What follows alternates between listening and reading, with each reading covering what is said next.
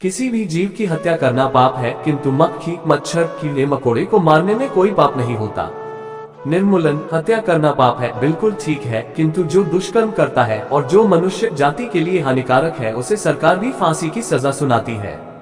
उचित तो यह है कि मक्खी मच्छरों को घर में आने से रोकने के उपाय करने चाहिए। मक्खी मच्छरों को घर में आने से रोका जा सकता है, अगर फिर भी जो मच्छर जीव जंतु हानि पहुंचाते हैं उनको मारना ही उचित है। क्योंकि सब योनियों में मनुष्य योनि सर्वश्रेष्ठ है, इसकी रक्षा करना मनुष्य का परम कर्तव्य है। जिससे भी मनुष्य को अपने प्राणों का खतरा है उसको मार डालने में कोई आपत्ति नहीं है। अगर कोई मनुष्य भी मनुष्य जाति के लिए खतरा बन जाता है तो उसे भी मार डालने में कोई पाप नहीं है।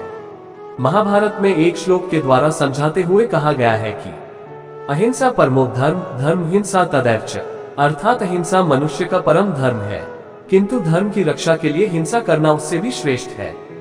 क्योंकि शरीर से ही धर्माधर्म के कार्य होते हैं, आत्मा कभी नहीं मरता।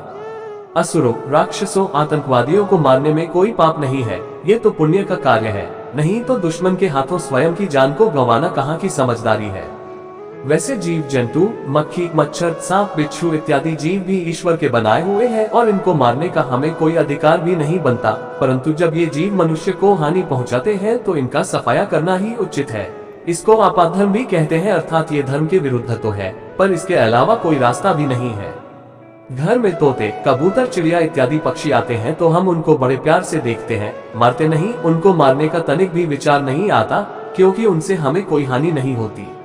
अतः जिससे मनुष्य को कोई हानि नहीं होती उन जीवों को मारना पाप है, जैसे कुत्ता, घोड़ा, बकरी, गाय, भैंस इत्यादि। शेर जंगल में रहता है, परंतु अगर वह शहर की ओर आ जाए और लोगों पर हमला करने लगे तो उसे मार डालने में ही भलाई है। जितना हो सके मक्खी, मच्छर इत्यादि जीवों की हत्या न करके घरों में उनके प्रवेश पर रोक लगा दे। व्यर्थ की हत्या न करके इनसे बचने के उपाय करने से ही हम पाप से भी बच सकते हैं। धन्यवाद।